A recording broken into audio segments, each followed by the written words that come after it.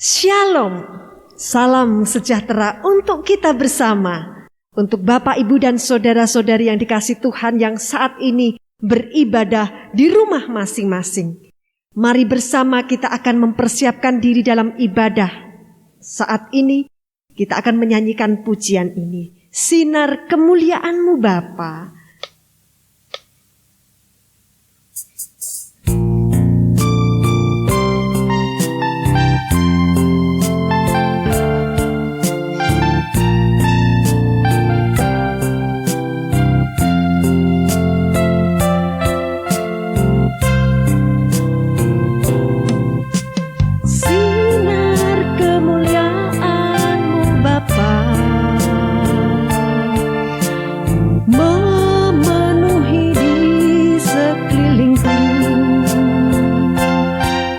Rasakan hadirat-Mu, Kau tenggelamkan jiwaku.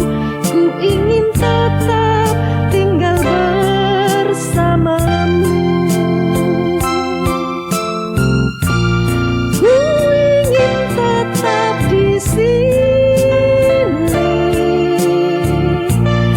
menikmati bait-Mu.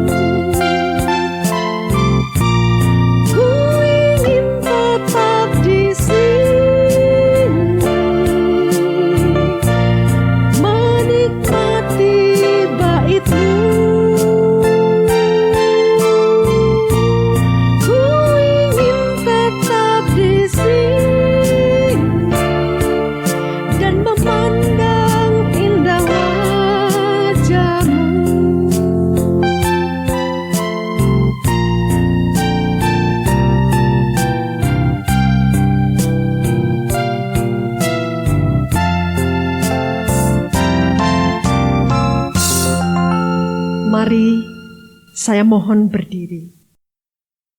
Aku melayangkan mataku ke gunung-gunung. Dari manakah akan datang pertolonganku? Pertolonganku ialah dari Tuhan yang menjadikan langit dan bumi. Kasih karunia, rahmat dan damai sejahtera dari Allah Bapa, Tuhan Yesus Kristus dan persekutuan dengan Roh Kudus menyertai saudara sekalian. Amin.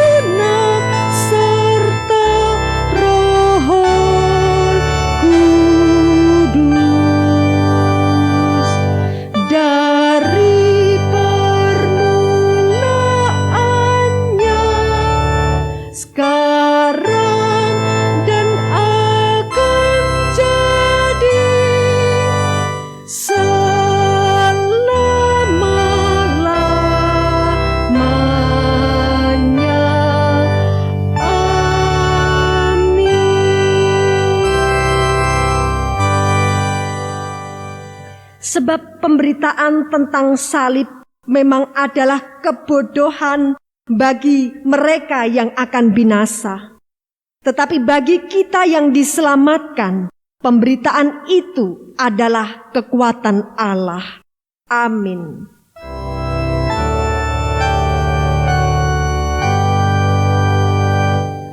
Amin.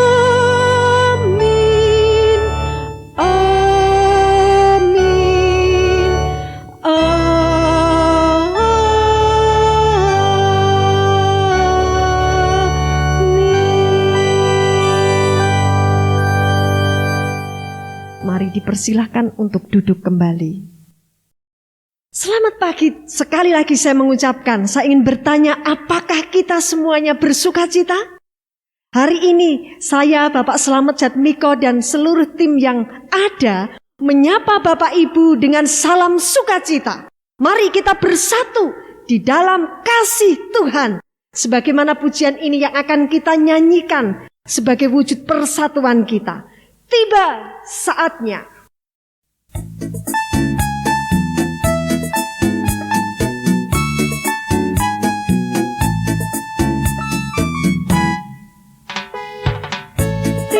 Saatnya kami berkumpul bersatu dari segenap suku dan bangsa, berdiri di hadapan tata anak domba, satu suara menyatakan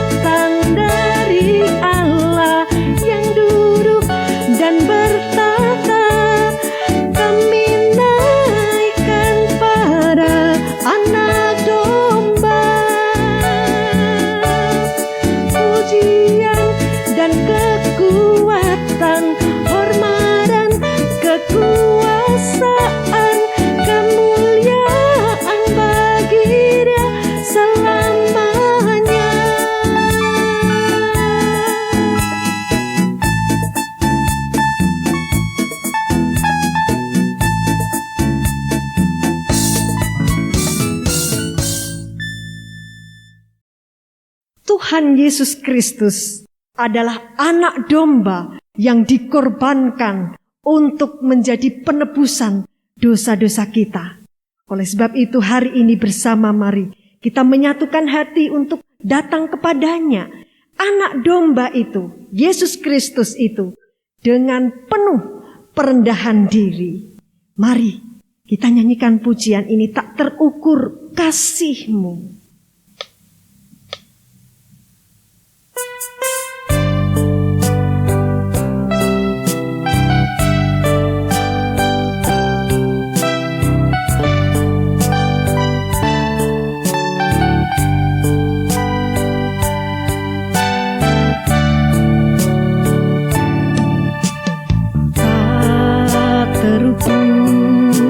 Kasih-Mu Yesus, Kau telah mati gantikan diriku, Kau curahkan darah-Mu untuk tebus dosaku.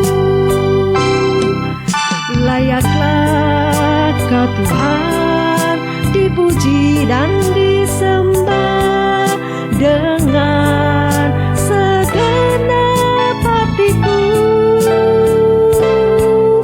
Layaklah Kau Tuhan dipuji dan disembah dengan segenap jiwa ragaku.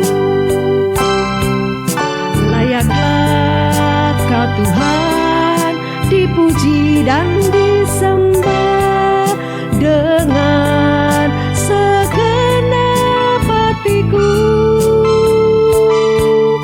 Layaklah Kau Tuhan dipuji dan disembah dengan segenap jiwa ragaku.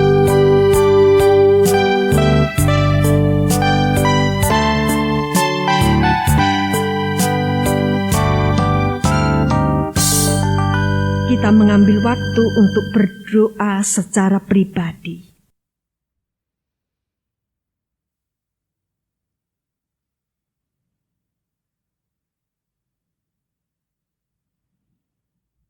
Tuhan kami Yesus Kristus, Engkau adalah anak domba Allah yang dikorbankan untuk menebus dosa umat manusia, yang mana darah-Mu dicurahkan untuk menebus dosa orang-orang yang mengakui Engkau sebagai Tuhan dan Juru Selamat. Maka hari ini Tuhan, kedatangan kami di hadirat-Mu, memohon perkenanan-Mu, belas kasih-Mu. Kiranya Tuhan, Engkau menerima kami dengan sukacita, dan kami datang dengan penuh kerendahan hati untuk mengakui setiap dosa dan pelanggaran kami. Maka bagi kami bersama Tuhan yang datang hari ini, kami sungguh bersyukur karena Engkau senantiasa mengaruniakan berita anugerah bagi setiap kami semuanya. Maka mari bersama Bapak, Ibu, dan saudara-saudari yang dikasihi Tuhan, saya mengundang kita untuk berdiri dan dengarkanlah firman Tuhan bagi kita yang mengakui setiap dosa dan pelanggaran kita. Dan Tuhan Allahmu akan menyunat hatimu dan hati keturunanmu, sehingga engkau mengasihi Tuhan Allahmu dengan segenap hatimu dan dengan segenap jiwamu, supaya engkau hidup. Engkau akan mendengar kembali suara Tuhan dan melakukan segala perintahnya yang kusampaikan kepadamu pada hari ini. Amin. Mari silakan duduk. Rasul Paulus memberitakan keselamatan di dalam diri Yesus Kristus kepada orang-orang di kota Athena, di mana mereka diharapkan setelah mendengar berita keselamatan dari Paulus yang berbicara tentang Yesus Kristus, mereka bertobat dan menerima keselamatan itu. Mari kita akan menyanyikan pujian ini. Marilah orang berdosa terima anugerahnya.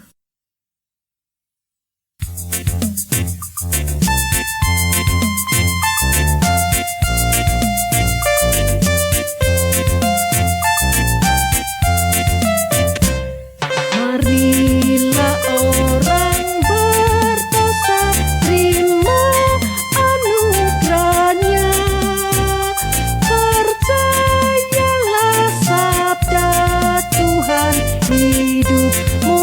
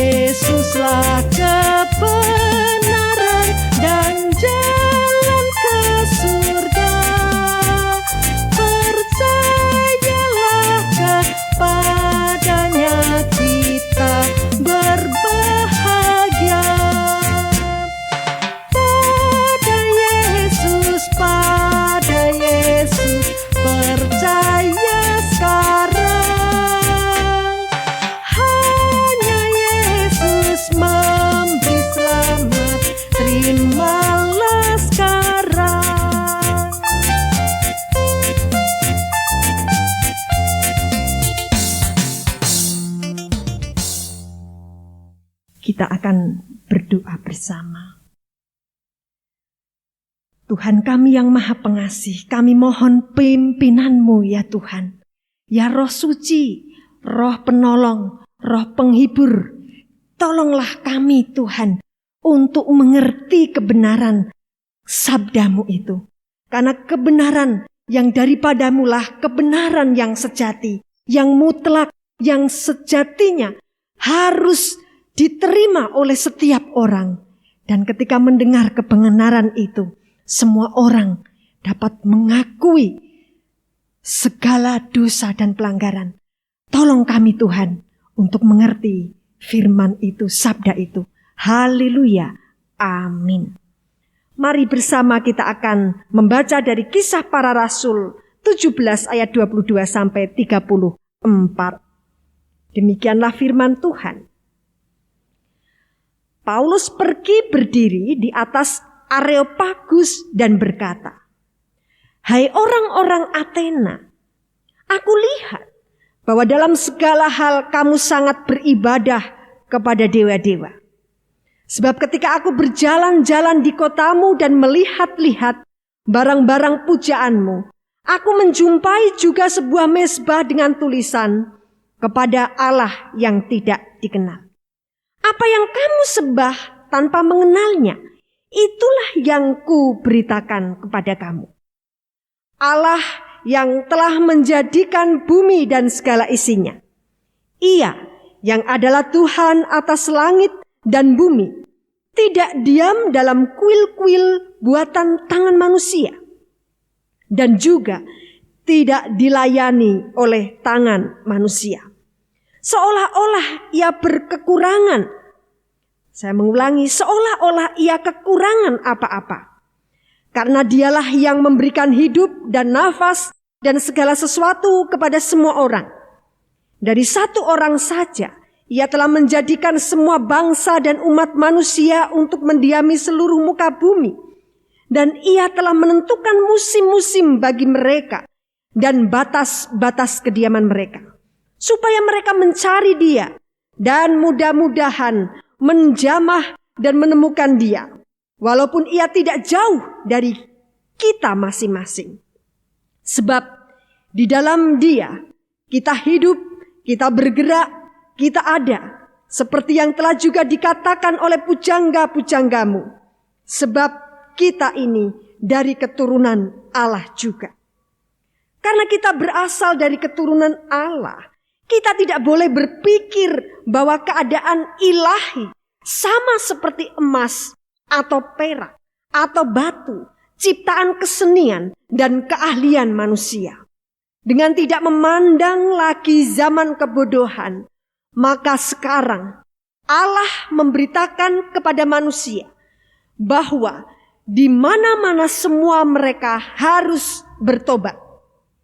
Karena ia telah menetapkan suatu hari, pada waktu mana ia dengan adil akan menghakimi dunia oleh seorang yang telah ditentukannya, sesudah ia memberikan kepada semua orang suatu bukti tentang hal itu dengan membangkitkan dia dari antara orang mati. Ketika mereka mendengar tentang kebangkitan orang mati, maka ada yang mengejek dan yang lain berkata, "Lain kali saja kami mendengar engkau berbicara tentang hal itu." Lalu Paulus pergi meninggalkan mereka. Tetapi beberapa orang laki-laki menggabungkan diri dengan dia dan menjadi percaya. Di antaranya juga Dionysius, anggota majelis Areopagus, dan seorang perempuan bernama Damaris, dan juga orang-orang lain bersama-sama dengan mereka. Amin. Tidak ada lain kali untuk keselamatan. Hari ini kita akan merenungkan bersama bagian firman Tuhan yang terambil dari Kisah Para Rasul 17 ayat 22 sampai ayat yang ke-34 seperti yang sudah kita baca. Saya memulai dari sesuatu hal, Bapak Ibu. Beberapa waktu yang lalu, ada seorang epidemiolog dari Fakultas Kesehatan Masyarakat dari salah satu universitas ternama di Indonesia. Epidemiolog ini bernama Bapak Pandu Riono. Dia menuliskan, berpendapat, Indonesia sudah lama dalam kondisi herd stupidity. Perilaku manusianya yang dorong replika virus memperbanyak diri dan berubah menjadi lebih menular. Sebab manusia lebih, di sini Bapak Ibu dan saudara-saudara yang dikasihi Tuhan, mengabaikan perilaku 5M dan enggan divaksin. Bapak Pandu Riono menyampaikan bahwa Indonesia sudah dalam kondisi ini. Bukannya herd immunity, kekebalan bersama, kekebalan komunal, tapi malah ada dalam kebodohan bersama, herd stupidity. Kita tentu sangat prihatin Bapak Ibu. Tapi itulah kenyataannya. Apa yang terjadi di kota kita tercinta, kota Kudus dan kota-kota sekitarnya, Pati, Jepara, Demak, Grobogan dan kota-kota kecil sekitar Kudus. Kita bisa melihat bagaimana lonjakan kasus COVID-19 itu sangat mengkhawatirkan. Kita prihatin. Itu semua terjadi oleh karena apa? Kita sendiri sudah sangat lalai untuk tetap menerapkan pola 5M. Memakai masker, mencuci tangan, menjaga jarak, mengurangi mobilitas, menghindari kerumunan. Kita merasa beberapa waktu yang lalu, sudah semakin membaik. Tapi ketika kita abai, bahkan kita juga mengetahui bersama ada orang-orang yang secara sengaja mengabaikan itu. Sehingga inilah yang terjadi. Kita menerapkan perilaku yang dulu-dulu sebelum pandemi. Kita berperilaku lama sebelum ada pandemi. Jujur saja Bapak Ibu, kita pasti sangat merindukan kapan ya bisa seperti dulu lagi. Kapan ya? Kita mengharapkan kita bisa segera melewati ini. Dan kita tidak punya kesabaran untuk setidaknya bersabar sampai waktu itu tiba. Saat ini kita tidak mau menjalani pola hidup yang ada. Hidup yang baru dalam arti adalah hidup dengan pola kebiasaan baru. Tapi kita ingin seperti yang dulu-dulu. Gak pakai masker. Kita kumpul-kumpul. Kita tidak menerapkan protokol kesehatan. Kita pingin seperti dulu. Maka tidak heran terjadi lonjakan yang sangat signifikan. Hidup dengan pola kebiasaan 5M saat ini haruslah diterima sebagai pola kebiasaan baru yang mau tidak mau ya harus dihidupi Bapak Ibu dan saudara-saudari yang dikasihi Tuhan. Tapi kita sulit untuk menerima hal-hal baru tersebut. Kita sulit untuk kemudian terbiasa. Atau bahkan kita benar-benar seperti yang disampaikan oleh Bapak Pandu Riono. Udah tahu sebenarnya. Tapi kita benar-benar menjadi bodoh. dan dengan sengaja mengabaikan itu.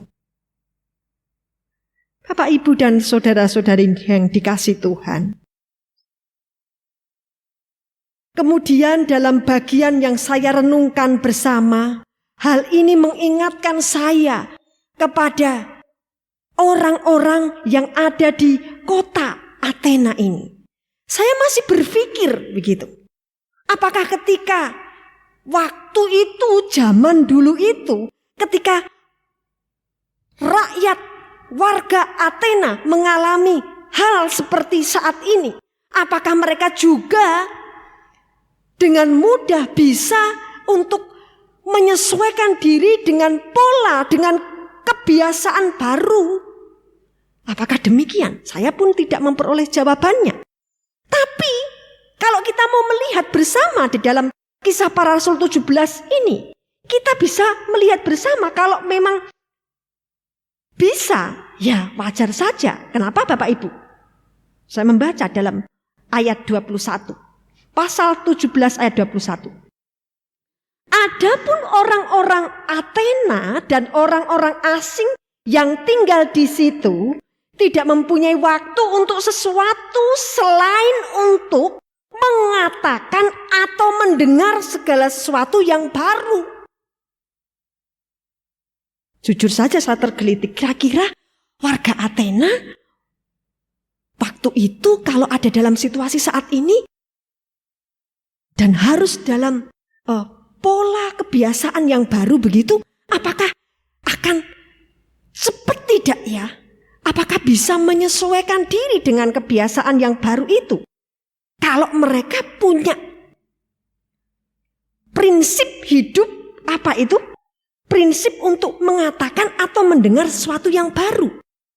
Belajar sesuatu yang baru. Tertarik dengan sesuatu yang baru. Kira-kira seperti apa ya? Saya tidak tahu. Bisa saja iya. Bisa saja tidak. Kalau melihat bahwa orang-orang Athena adalah warga, orang-orang yang senang dengan hal-hal berkaitan dengan filsafat, dengan hikmat, gitu. Mungkin bisa saja demikian. Bapak, Ibu, dan saudara-saudari yang dikasihi Tuhan, mereka punya minat yang teramat besar terhadap sesuatu yang baru. Dalam hal ini, hal baru apa itu? Yakni firman Tuhan katakan tentang ajaran baru yang akan diajarkan. Itu. Dan kebetulan Bapak, Ibu, dan saudara-saudari yang kasih Tuhan, Rasul Paulus ada di tengah-tengah mereka dan mereka melihat, mereka kemudian beranggapan bahwa Rasul Paulus ini adalah seseorang yang datang untuk memberitakan ajaran dewa-dewa asing. Jadi bagi mereka, ini menarik sekali. Maka mereka mengundang Rasul Paulus. Mereka membawa Rasul Paulus ini ke sidang Areopagus. Persidangan apa itu? Tempat apa itu? Areopagus bisa adalah suatu bukit kecil di sebelah barat laut Akropolis Athena. Atau juga berarti sidang yang dimaksud di sini adalah sebuah lembaga paling tua di Athena yang di dalamnya banyak orang-orang berbicara dan berdiskusi tentang perkara-perkara moral, tentang perkara-perkara agama. Ini semacam forum debat informal. Nah, karena Rasul Paulus ini mereka kira, dari beberapa ahli pikir golongan Stoa Epikuros begitu, yang berpikir bahwa Rasul Paulus ini adalah seorang yang memberitakan ajaran dewa-dewa asing. Maka bagi mereka ini menarik sekali. Ini hal yang baru. Mari kita dengarkan, mari kita undang. Untuk Rasul Paulus bisa berbicara, bisa menyampaikan pengajaran-pengajaran yang baru itu menurut mereka. Bagi Paulus bagaimana Bapak Ibu dan Saudara-saudara yang kasih Tuhan? Ini kesempatan. Ini adalah waktu yang tepat. Ini adalah kesempatan yang dibukakan oleh Tuhan untuk dia berdiri, berbicara di hadapan warga Athena yang senang untuk mendengar, yang senang untuk mengetahui ajaran-ajaran, perkara-perkara moral, agama-agama yang baru tersebut. Kita melihat bersama bagaimana Paulus berdiri di atas Areopagus dan lantang berkata-kata. Kita tahu Rasul Paulus adalah orang yang sangat cerdik. Dia memiliki hikmat, dia memiliki kemampuan yang dimiliki di atas rata-rata. Dia belajar juga filsafat-filsafat waktu itu. Dan dia semakin luar biasa ketika ia bertobat dan ia menjadi pemberita Injil keselamatan. Bapak Ibu, Rasul Paulus berdiri di tengah-tengah mereka dan melihat Athena, warganya ini memiliki tempat-tempat yang indah, memiliki tempat-tempat yang terbuka yang dikelilingi dengan kuil-kuil, dengan bangunan-bangunan yang indah. Saya mencatat dari sebuah buku setidaknya ada 30.000 dewa-dewa dalam berbagai bentuk. Dalam buku yang lain, yakni di dalam Alkitab edisi studi, setidaknya ada 12 dewa utama di sana. Kalau Bapak Ibu Zeus pernah tahu, Poseidon dan lain sebagainya, itu adalah dewa-dewa yang disembah oleh warga saat itu. Tapi di sini Paulus tidak serta-merta berbicara lalu mengkritik soal apa yang mereka sembah, Allah yang mereka sembah, dewa yang mereka sembah. Tapi Paulus menyoal, berbicara tentang salah satu tempat sesembahan mereka. Sebuah mezbah, sebuah altar yang diperuntukkan untuk Allah yang tidak dikenal. Di sini Rasul Paulus dengan rendah hati berbicara. Lebih banyak ia berbicara tentang Allah yang tidak dikenal tersebut. Ia memulai dari situ. Ia mau memberitakannya. Karena ini adalah kesempatan emas Bapak Ibu. Kesempatan yang teramat penting untuk ia berbicara. Karena belum tentu ada kesempatan lain lagi ia berbicara. Ia bersaksi. Paulus berbicara dari sudut pandang mereka. Dengan mengutip berbagai macam puisi-puisi klasik. Paulus juga mengutip pemikiran-pemikiran filsuf-filsuf yang berkembang saat itu. Buah pikir dari para pemikir tersebut. Yang juga berbicara tentang Allah kecil tersebut. Dewa-dewa tersebut. Kita mau melihat bersama, kita tidak menyangka tentu dalam bagian ini Bapak Ibu. Ketika Rasul Paulus berbicara tentang Allah yang tidak tinggal diam di dalam kuil-kuil buatan manusia. Ayat 24 kita mau melihat bersama sampai di dalam ayat yang ke-27. Bahwa tidak ada rumah yang dibangun oleh tukang-tukang yang dapat mengurung bentuk yang suci dengan dinding tembok. Allah yang lebih luas, Allah yang tidak terbatasi oleh dinding, oleh sekat-sekat apapun. Luar biasa. Paulus juga mengutip, kita juga tidak menyangka seperti ini. Seorang pujangga, Epimenides. Secara singkat ada beberapa tulisannya. Secara singkat, karena dalam dia kita hidup dan bergerak dan menjalani adanya kita. Bukankah kita baca dalam bagian ayat 24, ayat 25, ayat 26. Kita tidak menyangka bahwa itu yang diucapkan oleh Paulus adalah kutipan. Mengambil kutipan dari para pemikir mereka. Kita juga tidak menyangka di bagian ini. Dalam ayat 28. Sebab kita ini dari keturunan Allah juga.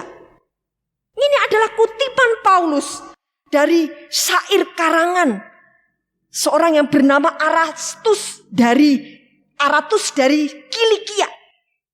Bayangkan, kita tidak tahu sama sekali. Luar biasa. Ayat 24, saya mengulangi. Ayat 24 sampai ayat 28. Kita sepertinya melihatnya adalah Paulus berbicara tentang Allah. Sebagai orang percaya ketika kita membaca ayat 24 sampai ayat 28. Kita seraya mengenal secara pribadi. Ketika ini disuarakan, ketika ini dibicarakan oleh Rasul Paulus, kita seperti begitu dekat dengan Allah ini. Dengan Allah yang disebutkan oleh Rasul Paulus ini. Orang percaya mendengar ini, membaca ini, maka kita akan berkata, ya dan amin. Engkaulah itu Allahku. Allah yang punya kekuasaan, Allah yang menciptakan langit dan bumi, Allah yang tidak diam dalam kuil-kuil buatan, Allah yang tidak perlu dilayani tapi malah melayani umatnya, Allah yang tidak pernah kekurangan apapun juga tapi menyediakan, Allah yang memberikan hidup, Allah yang mengatur musim, Allah yang berkuasa atas musim-musim di bumi, yang menentukan batas-batas kediaman. Coba, ini seperti kita kenal sekali dengan Allah ini. Kita begitu dekat dengan Allah yang disebutkan oleh Rasul Paulus ini. Padahal ternyata Bapak Ibu, Rasul Paulus memang mengutip beberapa bagian dari para pujangga, filsuf-filsuf waktu itu. Orang percaya membaca ini seraya dia melihat, merasakan kedekatan dengan yang disebutkan oleh Rasul Paulus. Padahal saat itu, di persidangan itu, ia bersaksi kepada orang-orang tersebut. Kita sangat mengenal Bapak Ibu. Mengenal Allah yang dibicarakan oleh Rasul Paulus itu. Tapi bagi orang-orang Athena waktu itu, mereka seperti mendengar kutipan-kutipan para bujangga mereka, pemikir filsuf-filsuf mereka. Yang mengajak untuk berpikir bahwa keturunan Allah harus berpikir secara ilahi. Berpikir seperti Allah juga. Bukan berpikir yang hanya berdasarkan soal emas, perak, batu, ciptaan-ciptaan kesenian seperti kuil-kuil mereka. Seperti dewa-dewa yang mereka buat sedemikian indah. Bukan berdasarkan keahlian-keahlian manusia. Keahlian-keahlian mereka.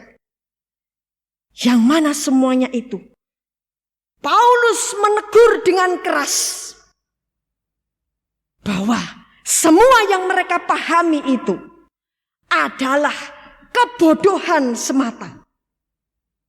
Semua yang mereka pikir, semua yang berkaitan dengan emas, berkaitan dengan seni mereka, kuil-kuil mereka, bangunan-bangunan mereka, itu adalah hal yang bodoh.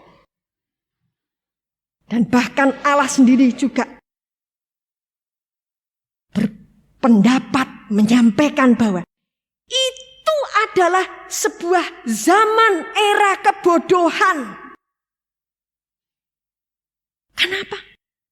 Jika hanya memikirkan soal emas, soal batu, soal seni, soal ciptaan, soal keahlian di atas keilahian Allah itu. Di sini Paulus berkata bahwa Allah yang sebelumnya tidak mereka kenal itu, yang tidak mereka kenal saja mereka sembah, mereka berikan sesembahan, mereka berikan korban. Maka Paulus berbicara, Allah itulah yang memberikan kesempatan kepada manusia untuk sampai detik di mana Rasul Paulus berbicara, supaya mereka mendengar berita keselamatan dan mereka bertobat. Dan kita melihat dalam ayat berikutnya, hal kebodohan itu mau diakhiri oleh Allah. Dan Allah menuntut mereka untuk bertobat dari kebodohan itu. Dari yang hanya memandang hal-hal yang fisik, hal-hal yang bisa dijamah, hal-hal yang bisa dilihat, emas, perak, batu, seni, ciptaan-ciptaan mereka. Yang mana mereka memandang itu lebih besar dari keilahian, kebesaran Allah itu. Allah menghendaki supaya mereka benar-benar bertobat. Paulus berkata bahwa Allah ternyata masih memberikan kesempatan kepada mereka. Kesempatan kepada manusia, terutama warga di Athena, untuk mendengar berita keselamatan itu. Bersyukur sejatinya masih ada kesempatan. Sebelum Allah akan mengadili, sebelum Allah akan menghakimi dunia, kita melihat bersama melalui seseorang yang ditentukan oleh Allah sendiri, Bapak, Ibu, dan saudara-saudara kasih Tuhan. Seseorang yang membawa serta bukti-bukti keilahian Allah itu. Sang hakim itu. Injil Yohanes 5 ayat 27 berbicara tentang hal ini. Dia, sang hakim, Allah yang mengutus, yang akan ditentukan oleh Allah sendiri untuk menjadi hakim. Dan kita tahu, Yesus berkata tentang hal ini dalam Injil Yohanes 5 ayat 27. Dan ia telah memberikan kuasa kepadanya untuk menghakimi. Saya mengulang. Dan ia, yakni Allah, telah memberikan kuasa kepadanya, Yesus, untuk menghakimi. Karena ia adalah anak manusia. Kuasa itu sudah Allah karuniakan kepada Yesus Kristus untuk menjadi hakim, Bapak Ibu. Kesaksian Yesus sendiri, di mana ia menyaksikan apa yang benar itu, apa yang dari Allah itu. Ini tentu mengejutkan orang-orang di Athena. Tidak hanya itu, mari kita lihat bersama dalam Kisah Para Rasul 10. Saya membaca dari ayat 42. Masih ada berkaitan dengan Yesus adalah yang akan mengadili, menghakimi. Dan ia telah menugaskan kami. Ini Bapak Ibu. Siapa itu? Rasul Paulus. Siapa itu? Para rasul yang lain, murid-murid Tuhan yang lain. Memberitakan kepada seluruh bangsa dan bersaksi bahwa dialah yang ditentukan Allah menjadi hakim atas orang-orang hidup dan orang-orang mati. Sangat jelas Bapak Ibu. Allah dalam Injil Yohanes 5 ayat 27 tadi menyatakan memberikan kuasa kepada Yesus Kristus untuk menjadi hakim. Dan sekarang Yesus Allah juga di dalam diri Yesus Kristus menugaskan Rasul Paulus, menugaskan kepada para rasul, menugaskan kepada umat percaya, memberitakan kepada seluruh bangsa dan bersaksi bahwa dialah, yakni Yesus Kristus, yang ditentukan Allah menjadi hakim atas orang-orang hidup dan orang-orang mati tanpa terkecuali. Ayat 43. Tentang dialah semua nabi bersaksi bahwa barang siapa percaya kepadanya, ia akan mendapat pengampunan dosa oleh karena namanya. Terpenuhi Bapak Ibu. Ya dan amin. Inilah yang Paulus maksudkan.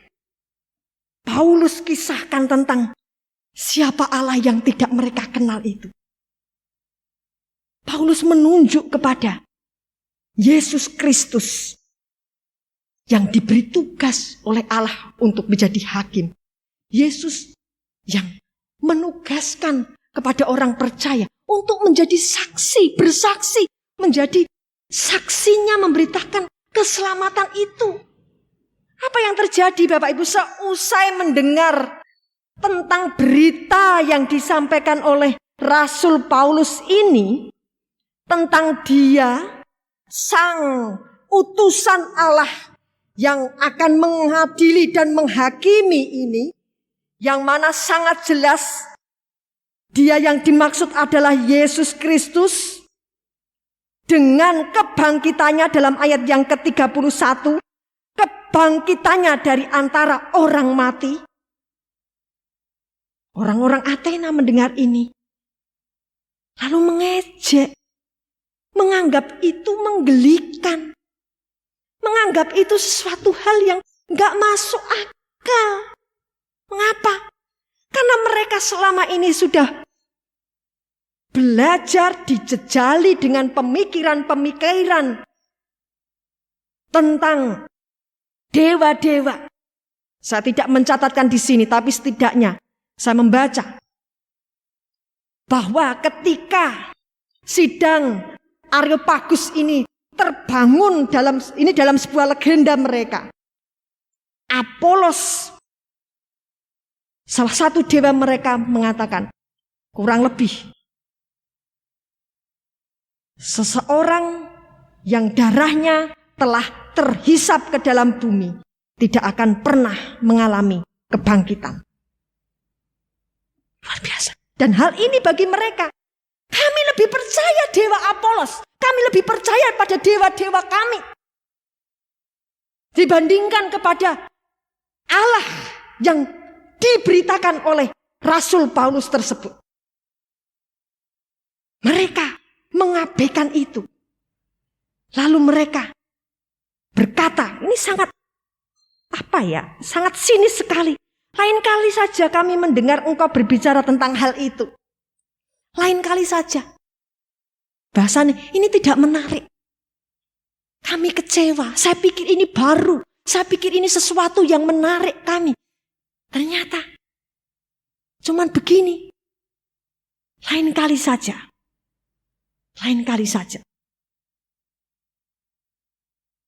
Apa sikap Paulus?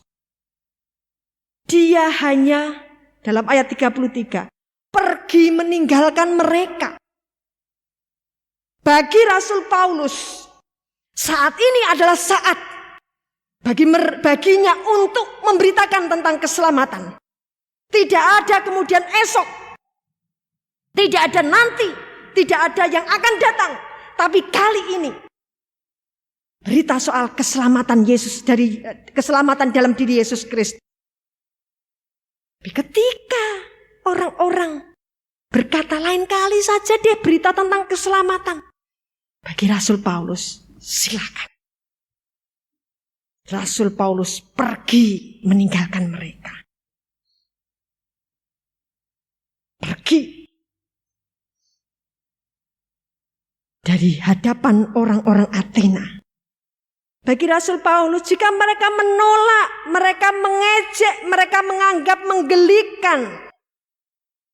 Mengapa ia bersikap demikian? Saya hanya menangkap bagian ini. Saya menemukan bagian ini dan saya tergetar. Kenapa Bapak Ibu? Sebab firman Tuhan sendiri sudah berkata. Sebab pemberitaan tentang salib memang adalah kebodohan bagi mereka yang akan binasa.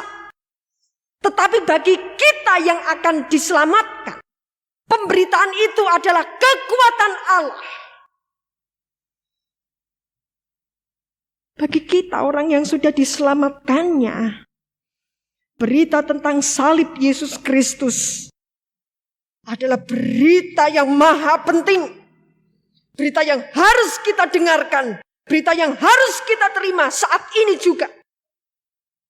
Tapi bagi orang yang akan binasa, keselamatan salib Kristus adalah kebodohan. Sama seperti orang-orang di Athena yang berkata lain kali saja soal keselamatan. Lain kali saja. Tapi Bapak, Ibu, dan saudara-saudari yang dikasihi Tuhan, salib Kristus adalah kasih karunia Allah. Keselamatan Yesus dari Yesus Kristus adalah kasih karunia. Kasih karunia. Sehingga apa Bapak Ibu? Di antara sekian orang itu, ada di antara mereka yang kemudian diselamatkan oleh pemberitaan Injil keselamatan itu. Rasul Paulus pun tidak menyangka itu. Ia hanya menyampaikan apa yang harus dia sampaikan. Ia hanya bersaksi tentang sesuatu yang harus ia saksikan. Ketika orang menolak, orang mengejek, orang kemudian menyebut itu kebodohan, ia pergi meninggalkan mereka. Tapi ternyata ada Dionysius, ada Damaris, ada orang-orang lain yang ternyata kemudian mau percaya saat itu juga. Tidak ada esok atau berikutnya. Puji nama Tuhan. Ada di antara orang-orang di Athena yang kemudian menjadi percaya, menerima Yesus Kristus yang dibangkitkan itu, Yesus Kristus yang adalah hakim itu sebagai juru selamat. Bapak, Ibu, dan saudara-saudara yang dikasihi Tuhan, sungguh ini sangat indah. Berita keselamatan adalah suatu yang indah. Suatu hal yang bukan kebodohan. Suatu hal yang sangat berharga. Kita yang diselamatkan akan melihat, akan merasakan, akan menyambut dengan sukacita. Kenapa? Karena kita nggak layak untuk menerima keselamatan itu. Tapi Dia penuh kasih karunia. Puji nama Tuhan. Mari kita berdoa. Tuhan Yesus Kristus, Kau yang diutus, ditugaskan oleh Allah menjadi hakim bagi seluruh umat manusia. Kami sungguh bersyukur untuk kebenaran firman itu Tuhan, yang disampaikan oleh Rasul Paulus kepada banyak orang di Athena. Dan hari ini sungguh itu berbicara secara pribadi bagi kami. Keselamatan itu sangat berharga. Keselamatan itu adalah kasih karunia-Mu. Maka kami terima dengan ucapan syukur. Meteraikan firman itu di dalam diri kami Tuhan. Terima kasih Tuhan Yesus Kristus.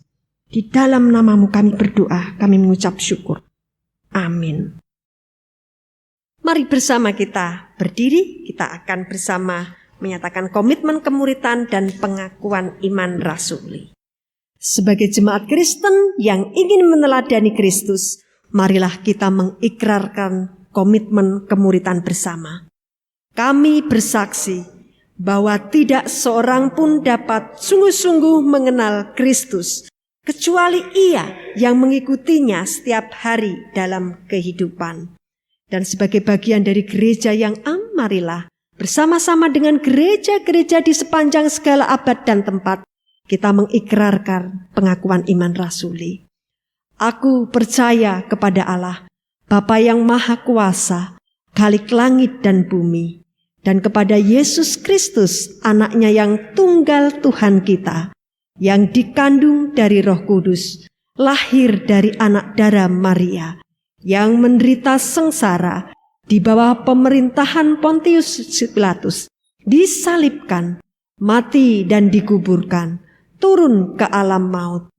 Pada hari yang ketiga, bangkit pula dari antara orang mati, naik ke surga, duduk di sebelah kanan Allah, Bapa yang Maha Kuasa, dan dari sana ia akan datang kembali untuk menghakimi orang yang hidup dan yang mati.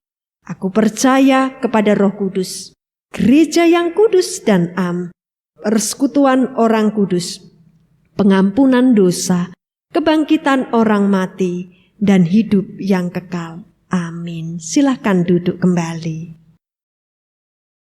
Mari kita bersama-sama bersatu hati di dalam doa-doa syafaat kita.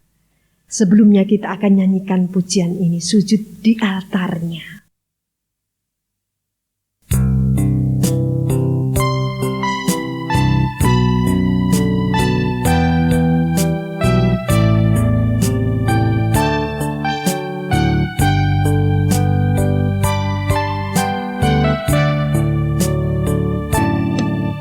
Bila hati terasa berat,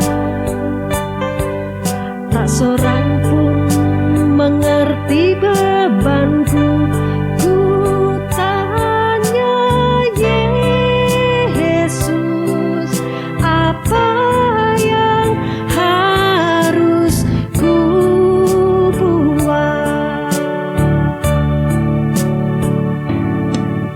Dia berfirman, mari datanglah. Dia selalu pedulikan aku. Ku datang Yesus, dia pikul segala bebanku. Sujud di altarnya, ku bawa hidupku, ku terima anugerahnya, dia ampuniku dan bebaskanku. Dia ubah hidupku,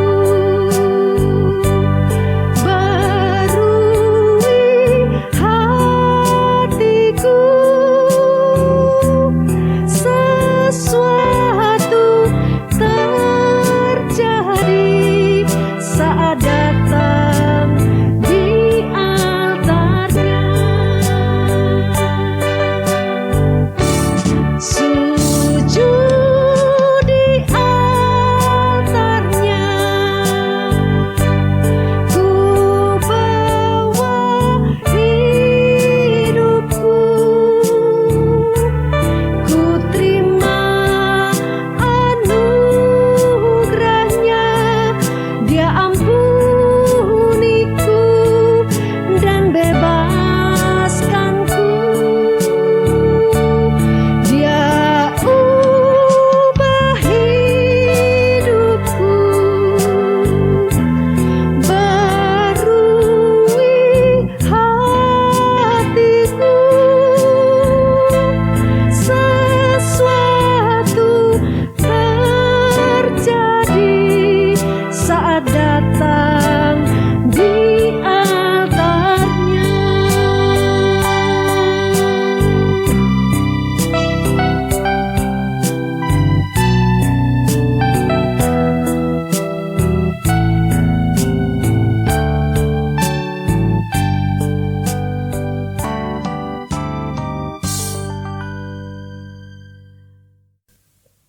kami bersama-sama bersatu hati datang di altar-Mu Tuhan.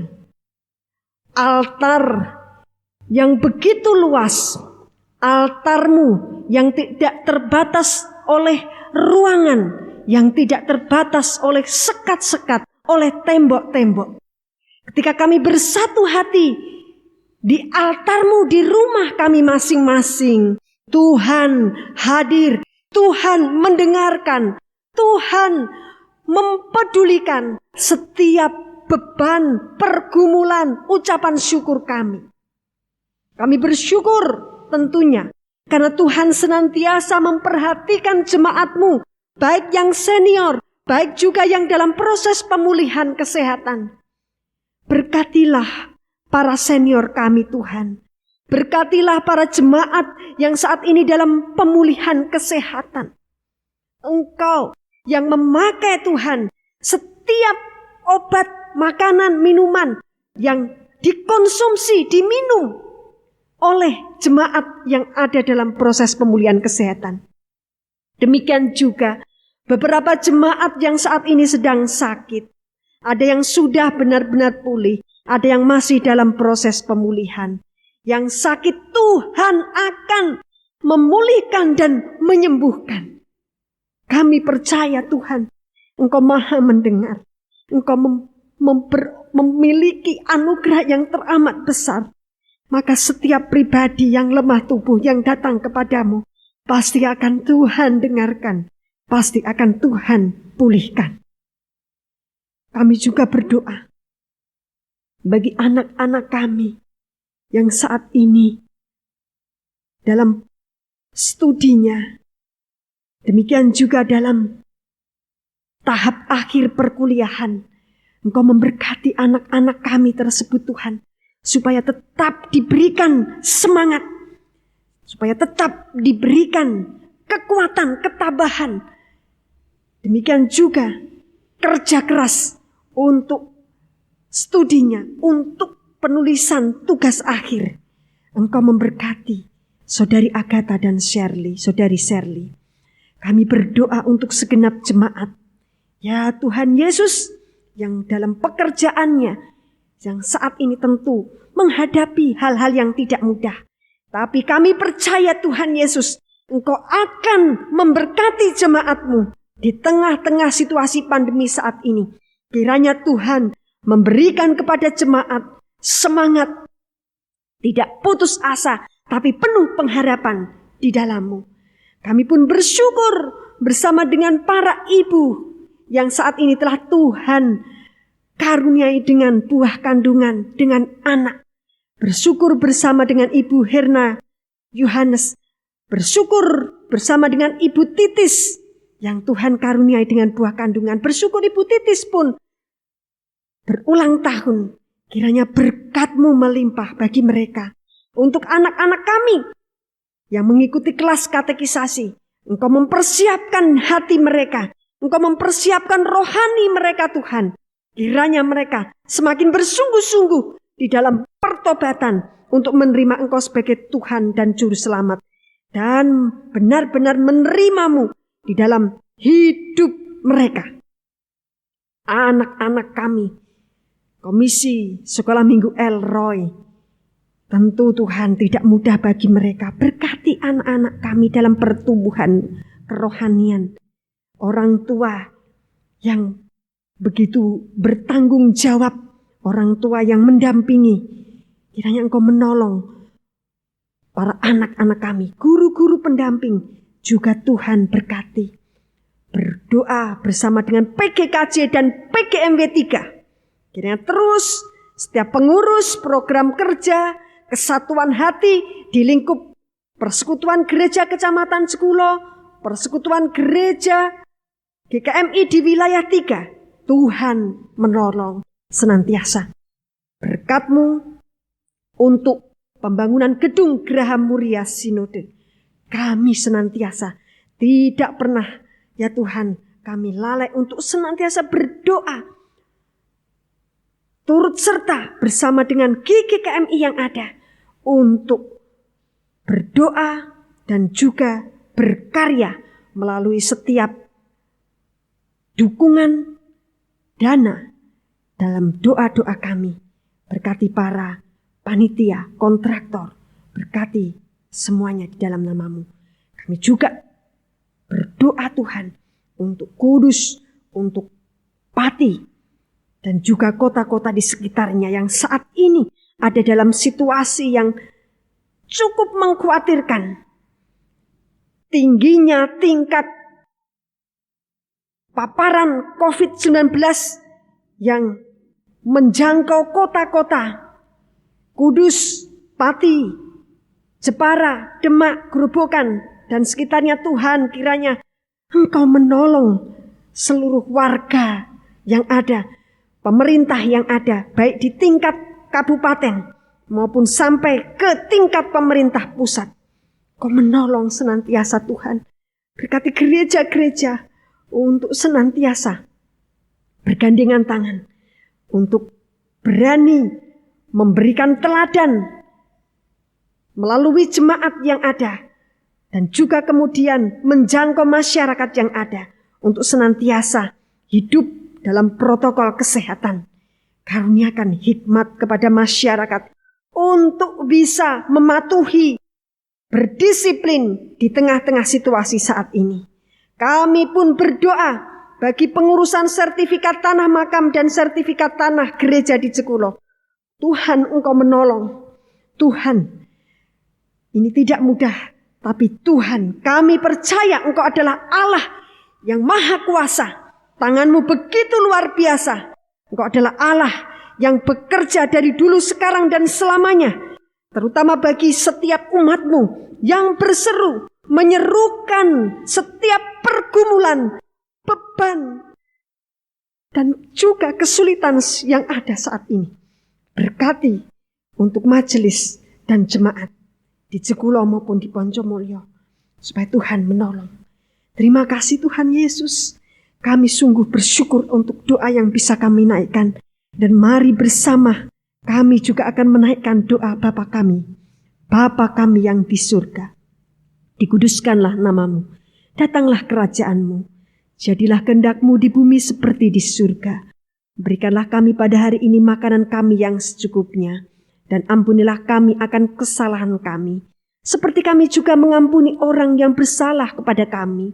Dan janganlah membawa kami ke dalam pencobaan, tetapi lepaskanlah kami daripada yang jahat. Karena Engkaulah yang empunya kerajaan dan kuasa dan kemuliaan sampai selama-lamanya. Amin. Saya mengundang Bapak, Ibu, dan saudara-saudari untuk berdiri. Kita akan memberikan persembahan, dan sebagai nats persembahan kita yang terambil dari Ulangan 30 ayat 9. Tuhan Allahmu akan melimpahi engkau dengan kebaikan dalam segala pekerjaanmu, dalam buah kandunganmu, dalam hasil ternakmu, dan dalam hasil bumimu.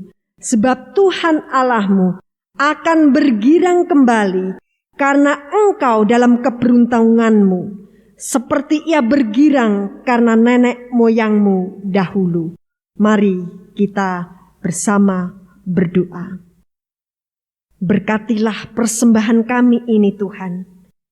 Kami sungguh bersyukur karena pada hari Minggu ini kami dapat memberikan persembahan ini. Kiranya Tuhan, melalui persembahan ini Engkau melihat bahwa kami yang kecil, kami yang sederhana ini ingin memberikan sesuatu kepadamu. Kiranya Engkau sucikan, Engkau terima. Haleluya. Amin. Silahkan duduk kembali, kita akan menyanyikan pujian ini. Aku diberkati.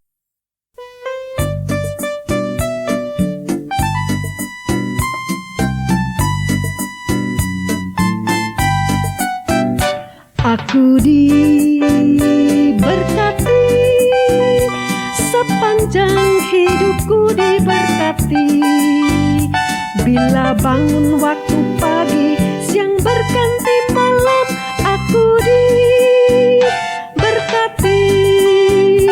Aku diberkati, sepanjang hidupku diberkati. Bila bangun waktu pagi, siang berganti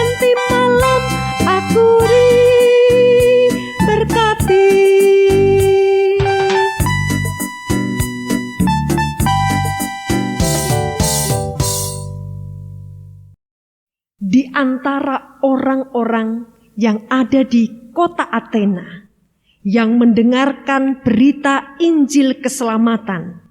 Di antara mereka ada Dionysius, ada Damaris yang kemudian bertobat dan mau untuk menerima keselamatan di dalam diri Tuhan Yesus Kristus. Hari ini kita pun setidaknya harus memiliki komitmen untuk bisa hidup di dalam keselamatan di dalam diri Yesus Kristus. Kita akan nyanyikan pujian ini untuk mengakhiri ibadah kita. Dengan apa ku balas?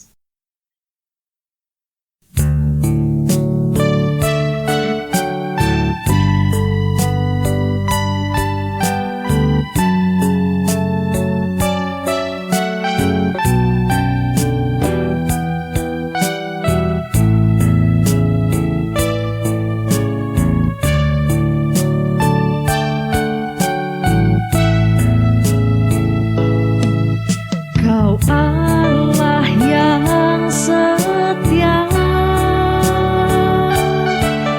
Bapa yang mulia, kasih-Mu besar Tuhan,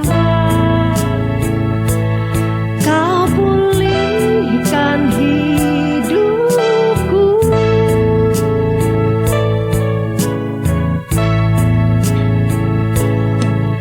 Kaulah harapanku, hidupku dalam-Mu.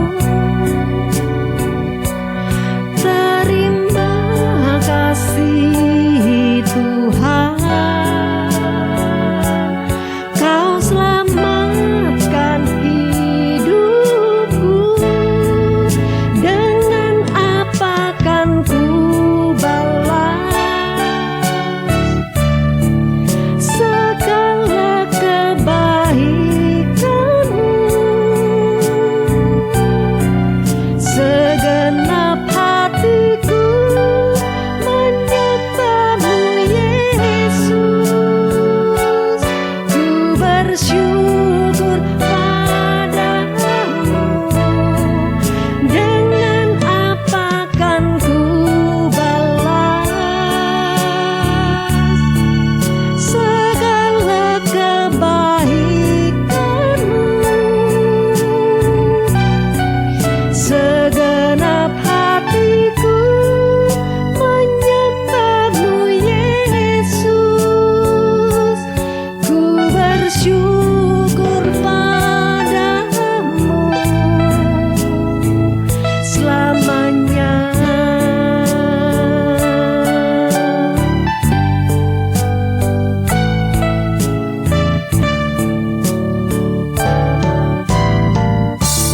Mari kita berdiri. Teruslah memuji, teruslah bersyukur dan teruslah bertumbuh serta menyaksikan kasih Allah bagi sesama. Mari arahkanlah hatimu kepada Allah dan terimalah berkat Tuhan. Tuhan memberkati engkau dan melindungi engkau. Tuhan menyinari engkau dengan wajah-Nya dan memberi engkau kasih karunia. Tuhan menghadapkan wajah-Nya kepadamu dan memberi engkau damai sejahtera. Amin.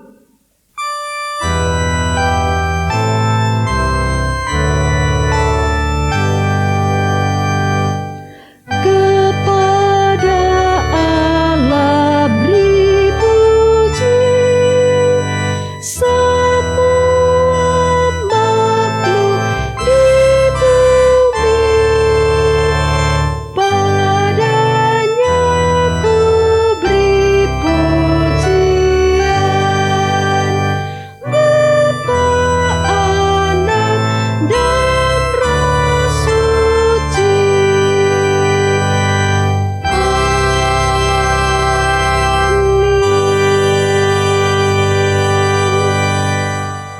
Mari dipersilakan duduk, kita mengambil waktu teduh.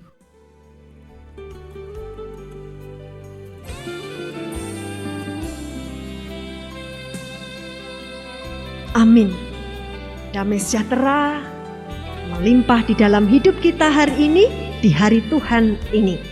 Bapak, Ibu, dan saudara-saudara yang dikasihi Tuhan, pada akhir bulan Juni ini senantiasa mari kita tetap waspada di tengah-tengah situasi saat ini. Situasi kudus walaupun sudah mulai terkendali, tapi sejatinya kita perlu untuk tetap berhati-hati. Tuhan senantiasa menolong kita. Tuhan menyertai kita senantiasa. Amin.